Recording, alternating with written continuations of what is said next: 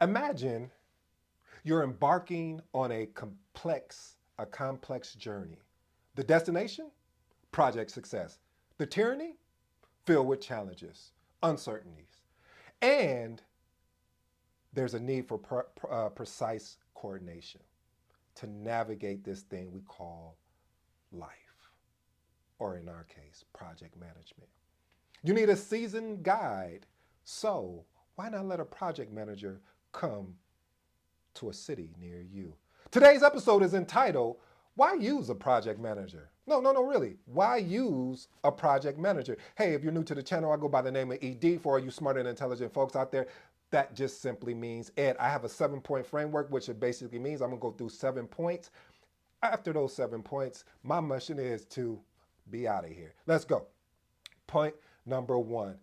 Expert in scope management. Listen, project managers really excel in defining, controlling, and validating scope, ensuring your project stays on course without any unnecessary diversions. Listen, everybody is going to want to tell you what you need to do, and they're not doing it. Everybody's going to try to guide you of how you should do it, and they never done it. Everybody's going to want to give you their thoughts, but they don't understand project management. So you have to be, as a project manager, you have to be willing enough to trust yourself, to live on that instinct, to the projects that you've led throughout your career. And if you never led a project, then let me explain this to you. The things that you've had confidence in, you need to have that same confidence as a project manager. Can't you see the confidence just pouring out my skin? Okay, maybe you can't. Well, I hope you can. But if you can't, I have to exceed confidence. I have to believe in my expertise that I've collected over a decade. That doesn't mean I'm a guru. I'm far from a guru. Am I a master? No, I'm not a master. But I know some things that maybe other project managers who's just coming into the game, they wouldn't understand. I know some things that maybe who's only been a project manager a couple years or 5 years or 6 years that they may not understand. So the point I'm trying to make, family, is that a project manager has to become an expert in scope management. Let's move on to point number 2. Point number 2, a master of time management. Listen, when I became a project manager, I'm gonna be honest with you, I've really appreciated time so much more because especially when you have meetings that are back to back, you have to be able to set you have to be able to be cognizant of your time, because if you don't, you'll get sucked into meetings that you don't need to be in. You also be in meetings where the conversation shifts from actually talking about the project to talking about things that has nothing to do with the project. And as a leader of that project, of course, I love a good banter. I love, hey, before we get started and we're talking, but as soon as soon as we get started, after that little, 1 or 2 minutes, boom, I'm going through our agenda. Well, first I'm going to go through our purpose. I'm going to go through the outcome that I plan to get out of this meeting, and then we're going to go through an agenda. After that, I'm done. If you want to talk, we can talk after the meeting, but now I need to be respectful of everyone's time. Because listen, people, I'm going to be honest with you, family, they're not going to tell you this in the real world, but I will. Listen, people hate meetings.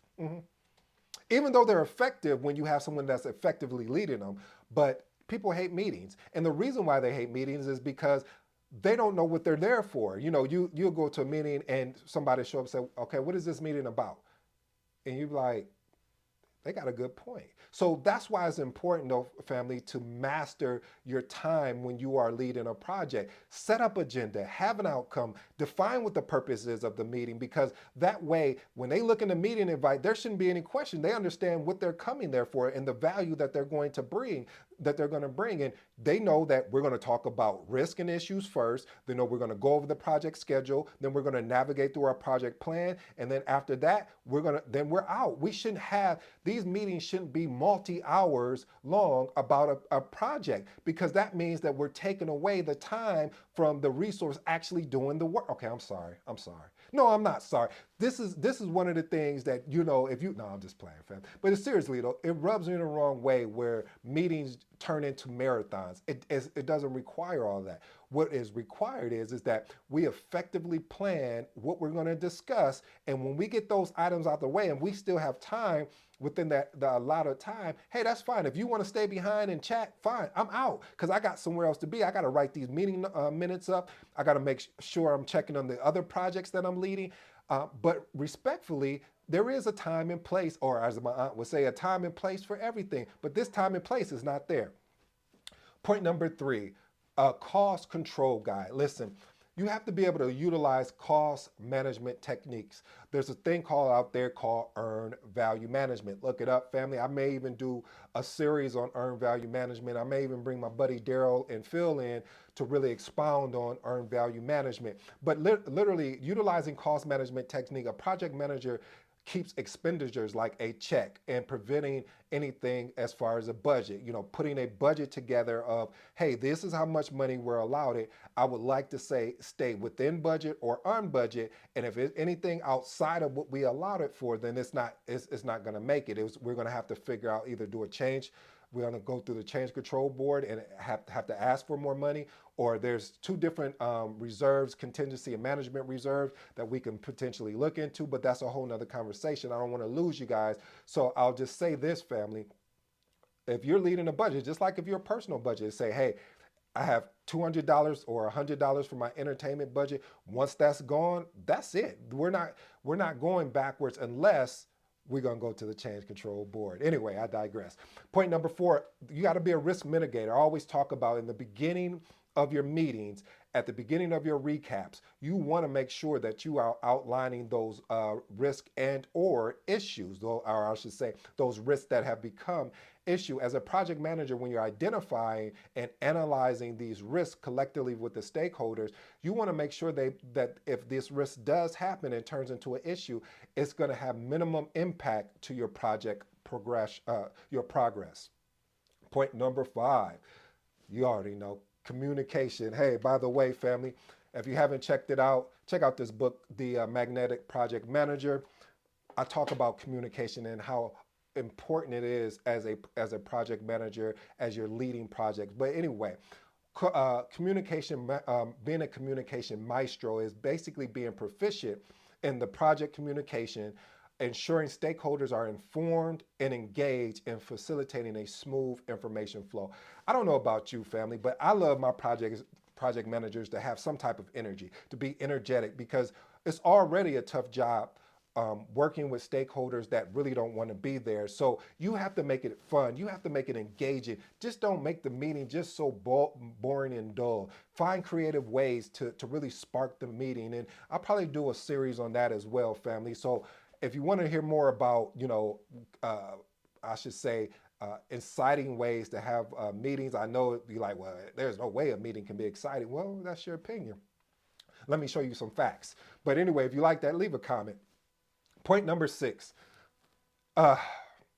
resource allocation specialist. What does that mean? Resource allocation. Well, that means a project manager must optimize resource allocation, allocating the right people and assets at the right time. Again, I'll say this over. You can go back and look through the collection of videos over again. We have to be cognizant of when we need a particular resource. Because if not, we are going to have resource constraints that are going to have a huge impact in a project. That's why I always say, if you have the opportunity, if you're leveraging a methodology of a predictive methodology like a waterfall type methodology, ensure that you understand your stakeholders that you're going to need. And you may not know all of them, but if you have a rough idea, and make sure you're engaging your stakeholders to say, hey, this is when we think this particular item or task is gonna go. When do you think within the project schedule is gonna land? Oh, well, that's probably gonna be near the end due to, there's 2 other items that have to go before it. Well, if that's the case, then maybe we don't need to engage you right away, so you can focus on some other things, maybe getting caught up on your day-to-day and getting ahead of that. So when we do need you, then we have you solely committed, not interested in this particular project. Let's move on to point number 7. Integration. What does that mean?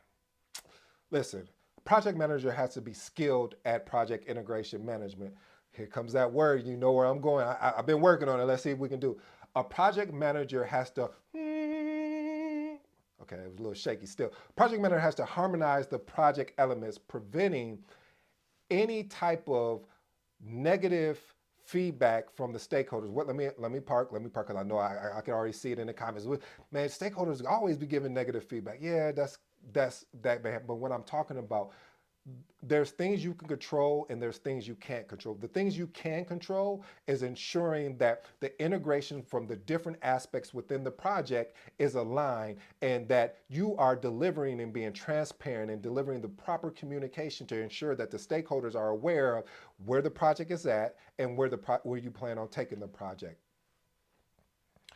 The last and final point, I had to over deliver again, and I apologize, family, but I want to just add as much value as I can. Leadership. We talking about what? Leadership. Listen, when you hear me talk about project management, you don't hear me say, well, the way you manage the no, no, no, no. I talk about leadership because in leadership, again, this is my humble opinion. I may be right or wrong, but this is what I was thinking at the time. Guiding the project team, you have to be inspirational. I remember I had a project team one time of stakeholders, and listen, they just had it. I mean, there was two previous project managers before me that it just didn't work. It just didn't work well. So here I come, and I'm and it. I mean, they made sure that it was challenging for me. And then finally, I said, you know what? I'm going to lead with a quote every time we have a meeting. I'm going to lead with some type of inspirational thought. I'm going to talk with individuals offline and really get a more of a grasp, building a relationship, building a rapport with them. And do you know what? Next time when we had those weekly meetings, everybody it was clicking like clockwork because they trusted me at that point. They believed in me. They knew that, oh, okay, he's not like them, and it was no disrespect to them. It was just the fact to the previous project managers. It was just they didn't take the time out to build rapport with them. It was more like this needs to be done. If you don't do it, I'm escalating. No, no, no, no, no. That's not how this works. So, family, I challenge you when you are leading, not managing, for all those people that want to manage a project, hey, my hat's off to you. That's not what we do here at Conscious Agility. What we do is lead projects. Until next time, I'm out.